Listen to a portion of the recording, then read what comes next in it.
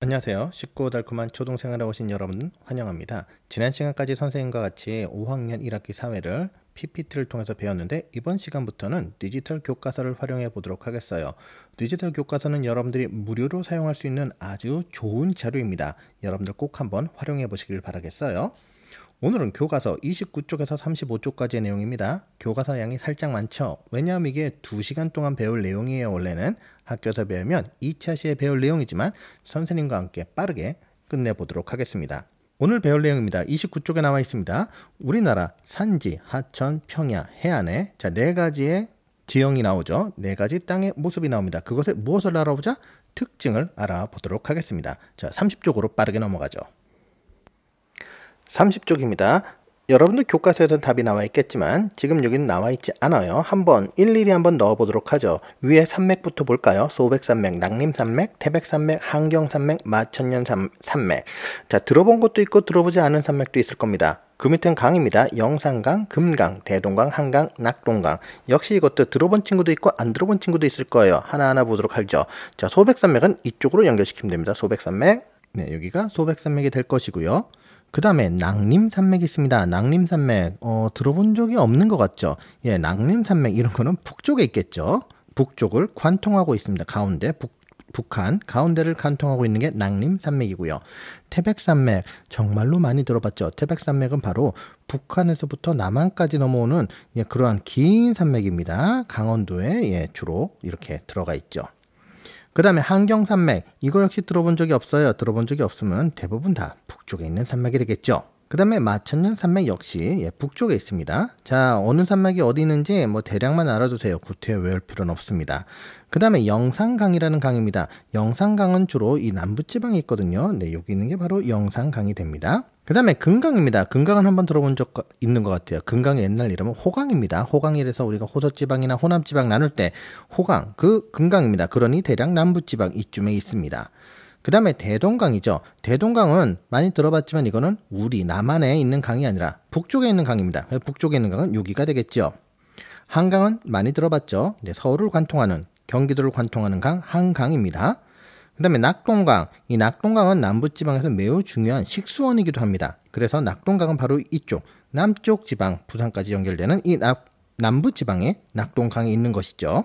우리가 중요하게 알아야 될 것은 이겁니다. 이제 대략 산맥은 주로 어느 쪽에 있느냐는 거죠. 산맥은 주로 동쪽에 이렇게 몰려 있다. 그러면 강은 어디에 있느냐? 강은 주로 서쪽에 몰려 있다. 그래서 우리나라의 지형은 어떻다? 지난 시간에 배웠습니다. 동고, 서저다. 동쪽은 높고 서쪽은 낮다. 이것이 바로 우리나라 지형의 특징이다. 실제 지도에서도 이렇게 나오게 되지요. 그렇다면 다른 산맥과 하천도 한번 볼까요? 디지털 교과서에는 이렇게 팝업으로 뜨면서 또 다른 정보를 우리에게 주고 있습니다. 우리나라 산맥과 하천을 보자는 거죠. 자, 우리나라 산맥을 누르면 이렇게 우리나라 산맥이 보입니다. 우리나라 산맥의 특징은 뭐다? 이렇게 동쪽에 몰려 있습니다. 그러면서 서쪽으로 뻗어나가고 있죠. 즉 이게 메인 산맥이 되는 거죠. 중요한 산맥이 되는 것이고 그 다음에 이 중요한 산맥을 기준으로 해서 이렇게 서쪽으로 뻗어나가는 산맥들이 있습니다. 그러면서 서서히 어떻게 되느냐? 점점 낮아져요. 즉 여기는 굉장히 높은 산들이란 말이에요. 높은 산맥이고 이 서쪽으로 뻗어나가면서 점점 낮아집니다. 낮아지면서 나중에 무엇이 되느냐? 평평하게 돼요. 땅이 평평한 걸 우리가 뭐라 그러죠? 네, 평야라고 하죠. 그렇다면 이게 우리나라 산맥은 대략 이렇게 동쪽에서 서쪽으로 쭉 뻗어나가요. 동쪽에 대부분이 있어요. 동쪽은 높아요. 그리고 서쪽으로 쭉 뻗어나가면서 산이 점점 낮아져요. 하천은 어떻게 될까요? 하천은? 네, 하천은 이런 모양입니다. 여러분 잠깐 봤나요? 하천은 주로 어느 쪽에 있느냐? 바로 이런 서쪽에 이렇게 서쪽으로 그리고 남쪽으로 흐릅니다. 남쪽으로 낙동강을 비롯해서 흐르고요. 이렇게 서쪽으로 흐르게 됩니다. 그러면서 어떻게 돼요? 끝부분을 이렇게 평야라는 게 보이나요? 좀 작아서 안 보이죠? 즉 이런 부분 다 초록초록으로 돼 있잖아요. 이 초록초록 돼 있다는 건 뭡니까? 땅이 평평하다는 뜻입니다. 여기에 보면은 갈색갈색 돼 있는 건 뭐예요? 높다는 뜻이죠. 그래서 동쪽은 높고 서쪽은 낮다는 게 지형에 딱 보이죠 벌써. 그래서 주로 남부지방이나 이렇게 서쪽 지방에는 평야가 많이 발달돼 있다는 겁니다. 그러면 우리나라의 산맥과 하천 동시에 봐볼까요? 우리나라 산맥과 하천을 보면 이렇게 동고서저의 지형이라는 걸 확연히 알 수가 있습니다. 여기 보면 여기 이렇게 A, B라고 되어 있는데 보나마나 누르면 이렇게 단면도가 나오는 것이죠. 그래서 동고, 서저다. 31쪽으로 넘어가겠습니다. 이거 여러분 교과서하고 비슷합니다. 우리 좀 알아봐야 되겠죠. 우리나라는 국토의 약 70%가 산지이다. 즉 우리나라 산 엄청 많습니다. 지금 당장 나가보세요. 커튼 열고 보면 우리 주변에 산 쉽게 찾을 수 있습니다. 오히려 평야를 찾기가 어렵죠. 높고 험한 산은 대부분 북쪽과 동쪽에 많습니다. 그리고 비교적 낮은 평야는 서쪽에 발달돼 있다. 같은 말 반복하고 있습니다. 지금 동고 서저란 얘기죠. 대체로 동쪽이 높습니다. 그리고 서쪽이 낮다 그랬어요. 이러한 지형의 특징에 따라 큰 하천은 대부분 어느 쪽으로 흘러간다? 그렇죠. 동쪽에서 서쪽으로 흘러간다는 겁니다. 하천 주변의 평야에는 농사지을 땅이 넓게 나타나며 사람들이 많이 모여 사는 도시가 발달됐다. 도시 당연히 발달되겠죠. 어디에? 평야에 발달되는 것이죠. 이렇듯 산지, 하천, 평야 등의 지형은 사람의 생활과 관련이 깊다. 사람들은 지형을 이용해 살아가거나 더 나은 생활을 하려고 지형을 개발하기도 한다. 당연한 말씀. 그 밑에 지형을 이용한 모습 한번 살펴보도록 하죠. 사람들은 여가 활동을 즐길 수 있게 높은 산지에 휴양지와 그리고 스키장을 만든다. 스키장과 휴양시설 이런 거 주로 어디에? 이거는 산지죠. 산지. 산에다 만들겠지. 그 다음에 하천의 상류에는 다목적 댐을 건설해 홍수를 방지하고 전기를 생산하죠. 이런 댐을 만들죠. 물론 이게 어떤 환경에 영향을 끼친다는 이야기도 있지만 어쨌든지 간에 우리는 다목적 댐을 건설해서 홍수를 방지하고 전기를 생산하죠. 그리고 하천 중하류 주변에는 평야, 이 평야에서 논농사를 많이 짓게 됩니다. 또한 평지는 옛날부터 많은 사람이 모여들어 큰 도시가 발달되게 되죠. 그래서 강원도는 굉장히 넓은 땅을 가지고 있음에도 불구하고 인구가 별로 없어요.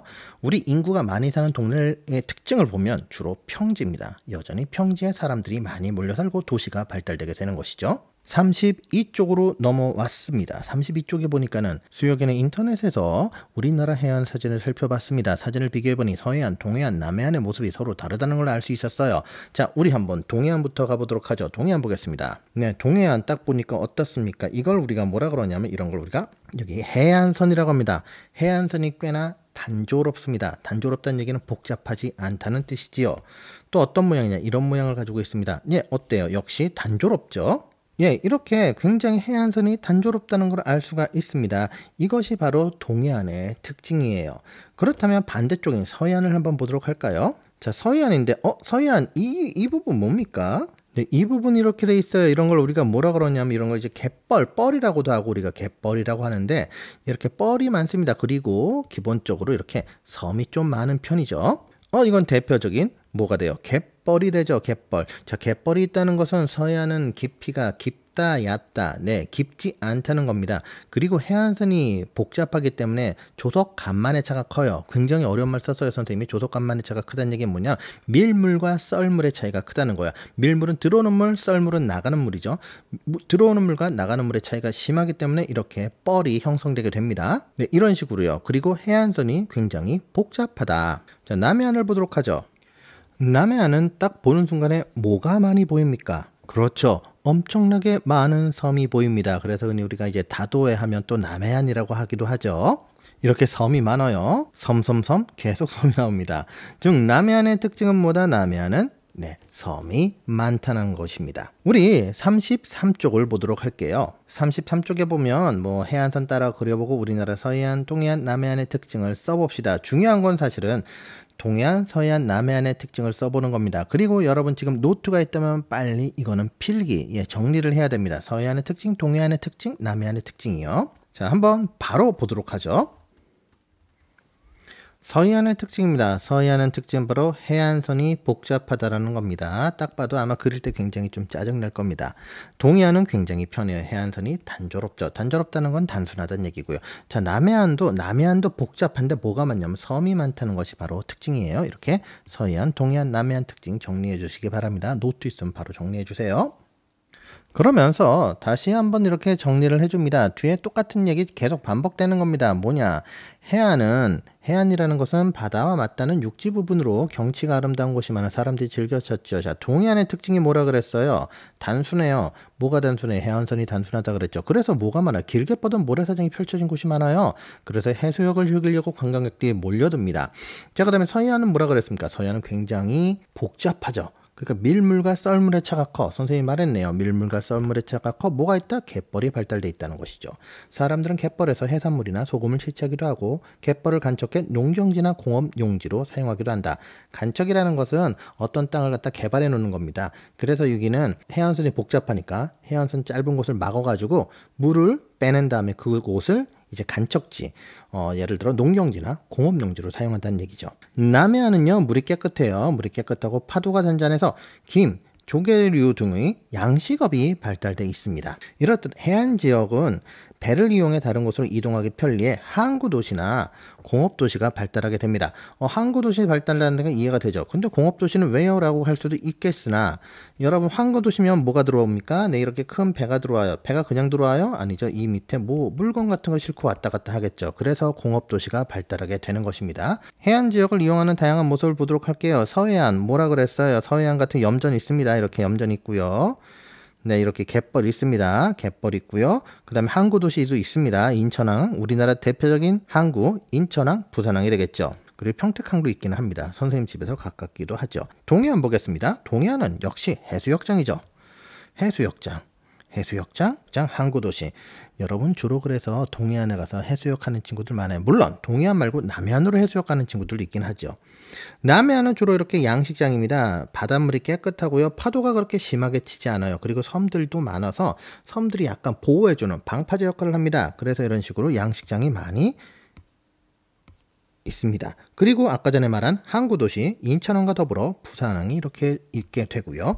그리고 광양항, 전라남도 광양시 이렇게 광양항도 존재하게 되는 것입니다. 자, 어떤가요? 굉장히 빠르게 왔는데요. 한번 선생님하고 마무리 문제 한번 풀어보면서 정리를 해보도록 하죠. 자, 마무리 문제입니다. 1번, 지형도로 본 우리나라 지형의 특징으로 바르지 않은 것은 무엇인가요? 1번, 국토가 약 70%의 산지이다. 2번, 높고 험한 산은 대부분 남쪽과 서쪽에 많다. 3번, 비교적 낮고 평탄한 평야는 서쪽에 발달했다. 4번, 큰 하천은 대부분 동쪽에서 서쪽으로 흘러간다. 5번, 하천 주변의 평야에는 농사지을 넓은 땅이 나타난다. 자, 정답은 뭘까요? 자, 한번 볼까요? 먼저 첫 번째, 70%가 산지이다. 맞아요? 네, 맞죠? 맞습니다. 그 다음 높고 험한 산은 대부분 남쪽과 서쪽에 많다. 어디에 있다? 그렇죠. 높은 산 주로 동쪽에 있다. 정답은 2번이 되겠죠. 비교적 낮고 평탄한 편은 서쪽에 발달돼 있다. 맞죠? 그 다음에 큰 하천 대부분 동쪽에서 서쪽으로 흐른다. 그렇죠. 그 다음 하천 주변 평야에는 농사지을 땅이 넓게 나타난다. 맞습니다. 그래서 정답은 몇 번이다? 정답은 2번이다. 자, 다음 문제입니다. 너무 쉬운데? 이건 넘어갈까요? 네, 이거는 뭐가 되겠습니까? 하천이 될 것이고요. 그 다음에 평야가 될 것이고, 그 다음에 산지가 되는 거죠. 3번 문제 좀 어려웠으면 좋겠는데 어떻나요? 어렵나요? 자, 다음은 어느 지역의 해안선을 나타내는 지도입니다. 기역, 니은, 디귿 중에 어느 곳의 모습일까요? 일단은 여러분이 보기에는 해안선이 어떻습니까? 복잡합니까? 복잡하지 않습니까? 안 복잡하네요. 그러면은 일단은 기역은 아니네요. 복잡해야 되니까. 그럼 니은 아니면 디귿일 텐데 어이구, 섬이 없어요. 자, 섬이 없으니까 어디겠습니까? 네, 정답은 네, 니은이 되겠죠. 자, 어떤가요? 수업시간 40분, 80분짜리 수업을 갖다 이렇게 짧게 마무리를 했습니다. 하지만 짧게 마무리한 만큼 여러분들 한번 여러 번 들어보고 반복해서 들어보고요. 그리고 디지털 교과서를 꼭 한번 활용해 봤으면 좋겠어요. 그리고 탐구 생활이 있습니다. 탐구 활동, 35쪽에 탐구 활동이 있는데 이것도 한번 꼭 해보시기 바랍니다. 다음 시간에는 36쪽 우리나라의 기후를 살펴봅시다를 알아보도록 할게요. 다음 시간 만날 때까지 여러분 사회 공부 열심히 해주세요. 그럼 다음 시간에 다시 만나겠습니다. 안녕.